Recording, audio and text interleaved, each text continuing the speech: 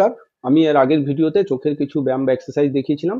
আজকে চোখের আরো কিছু ব্যায়াম বা এক্সারসাইজ দেখাবো, যে ব্যায়ামগুলি করলে আমাদের চোখ ভালো থাকবে। চোখে যাদের ড্রাইনেস এর সমস্যা রয়েছে, অর্থাৎ চোখ বন্ধ করলে চোখে জল আসে, অনেকক্ষণ টিভি মোবাইল দেখার পরে বা রাতে শোয়ার সময় এই জল আসা বন্ধ হয়ে যাবে।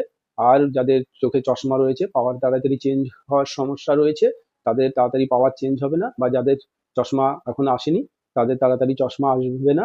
এর জন্য আমাদের এরকম সোজা হয়ে বসে আমাদের আঙুল, তর্জনী আঙুল, বৃদ্ধ আঙুলের পরের আঙুলটা ওপেন রেখে অন্য আঙুলগুলো বন্ধ করে আমরা কি করব, চোখের চারিদিকে যে আমরা আলতোভাবে ম্যাসেজ করব বা ঘোরাবো। এর ফলে আমাদের চোখের যে নার্ভগুলো অ্যাক্টিভ হবে। এর জন্য আমরা কি করব, প্রথমে এরকম চোখের উপরটা, ভুরুর উপরে দুটো আঙুল দিয়ে আমরা আলতোভাবে ক্লকওয়াইজ অ্যান্টি ক্লকওয়াইজ এরকম ঘোরাবো, এরকম 1.5-2 মিনিট কমসে কম।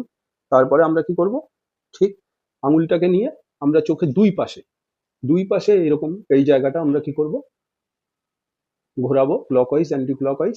তারপরে চোখের নিচে এরকম ঠিক নিচের অংশ আমরা চোখের আলতোভাবে ঘোরাবো।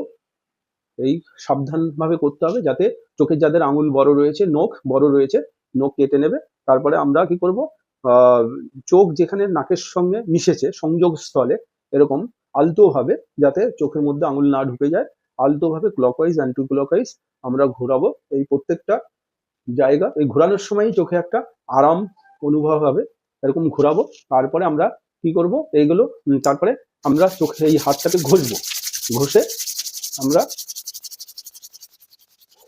এই আস্তে করে চোখের উপরে রেখে নিচে নামাবো।